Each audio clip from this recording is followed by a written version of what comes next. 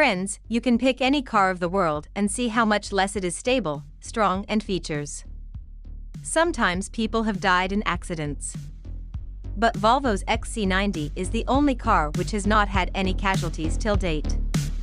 And not only this, all Volvo's cars are considered best in the matter of safety. Even Volvo had invented the safety belt which we use in our daily life. But despite being patent registered, Volvo has made the whole world's car manufacturers use the safety belt for free. And today, millions of people have been saved. Inspired by the company's amazing inventions and safety features, car makers like Tata and Mahindra also design their vehicles. But what happened that Volvo, which is the most safe car manufacturer, went down to inspire others? We are going to know the whole story in today's video. So friends, if you see, Volvo started in 1927 when some Swedish engineers had set up its base in Gothenburg, Sweden. Its founder's main goal was to make a car that could face the climate there and was also at the top in terms of safety.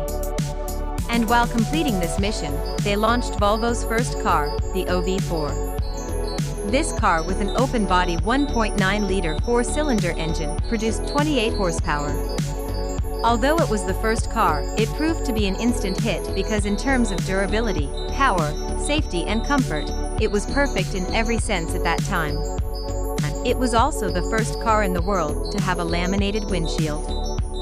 Actually, at that time, the windshield in cars would break and injure the passengers badly in an accident. But Volvo's car had plastic layers in the laminated windshield, which would hold the glass together when colliding so that it would not break and injure people. Similarly, in 1944, Volvo launched its second car, the PV444, which was so successful that this brand began to gain recognition all over the world. Volvo brand used to bring some or the other advanced innovations with its new cars, and because of these inventions, it moved ahead of its rival brands. In 1969, Volvo's engineer Nils Bolin introduced the three-point safety belt, which is still seen as a standard safety feature in today's cars. The company used this three-point safety belt for the first time in its PV544 model, which soon became very popular in Sweden and other European countries. In addition, it also brought the company's reputation to the top in terms of safety and reliability. Actually, at that time, two-point safety belts were used in cars, but it was only to save the lower body part.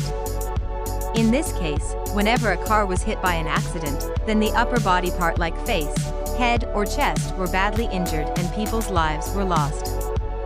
Now, the patent of three-point safety belt was with Volvo, but seeing the increasing numbers, the company took advantage of its invention and gave permission to the car manufacturers all over the world to use three-point safety belt instead of making more profits. And because of this contribution, the casualties from accidents have decreased a lot. According to the National Highway Safety Administration, from 1975 to now, this seatbelt has saved more than 374,000 lives. In 1964, Volvo also introduced rear-facing child seat, which greatly improved the safety of children in cars. It was such a time in the 70s when almost all car manufacturers focused on the performance, speed and design of the car. While Volvo was the only brand that thought about saving people's lives and tried to make its car safe in every way.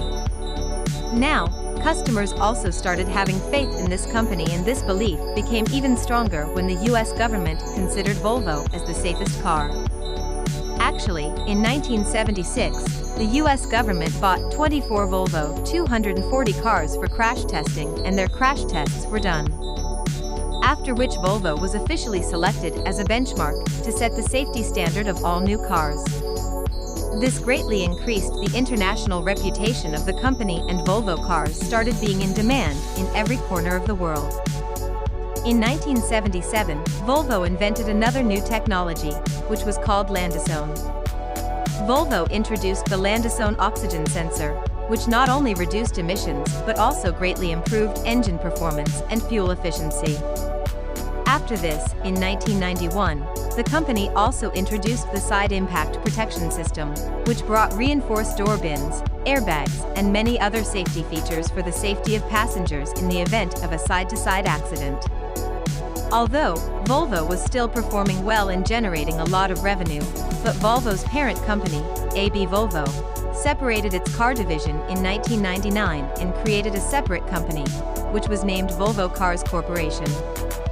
Now, the reason for separating the car division was that Volvo wanted to focus properly on the rapidly changing automotive market because until then, they manufactured trucks, buses, construction equipment and other industrial power systems under the same company.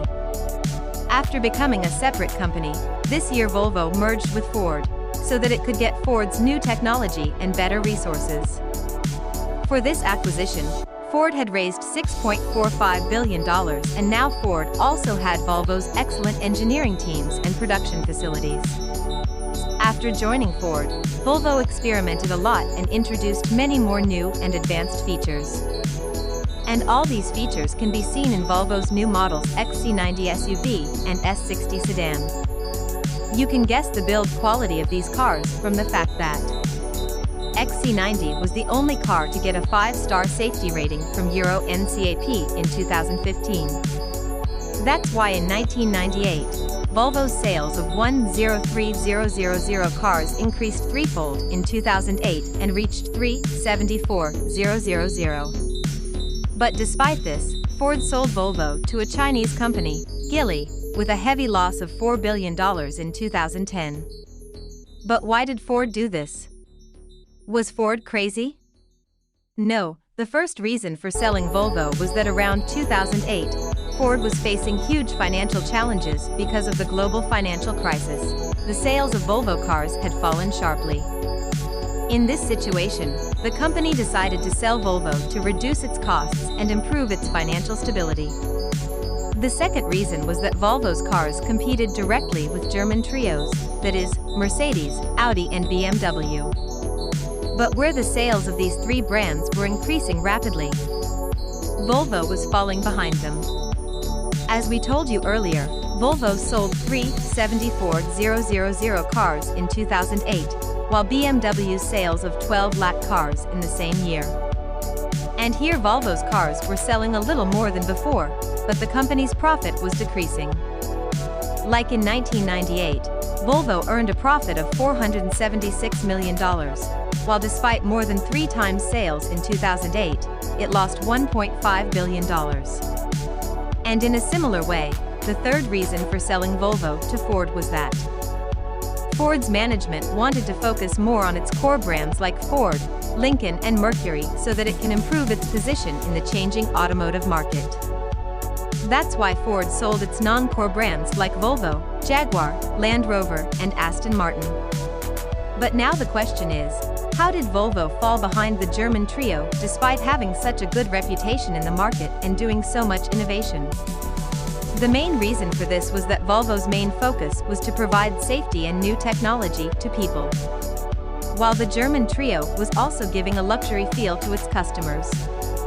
Now, as far as safety is concerned, the governments around the world have taken many steps to reduce the number of accidents and to improve the safety of drivers, passengers, and pedestrians. They introduced many car safety rules and regulations, including seatbelts, airbags, anti-lock brakes, child safety seats and backup cameras. Now, when all these safety features were made mandatory for cars, Volvo lost its biggest and unique selling point.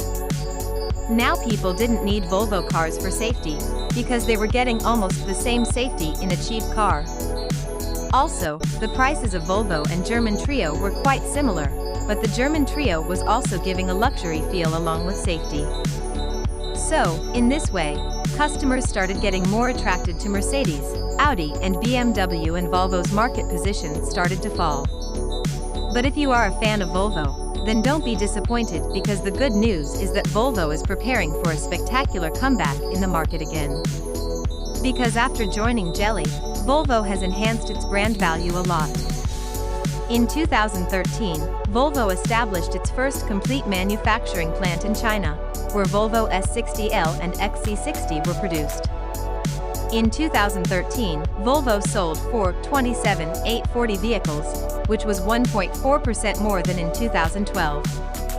In 2019, Volvo sold 705,452 units globally, which was 9.8% more than in 2018. And you will be surprised to know that in its 93 years of history, Volvo sold more than 7 lakh cars for the first time. In 2019, Volvo launched its first fully electric SUV, Volvo XC40 Recharge P8, in which many new features were added. However, Volvo's goal is to sell 50% electric vehicles globally by 2025, and by 2030, the company will start manufacturing electric cars. Now we will know how much this Volvo comeback is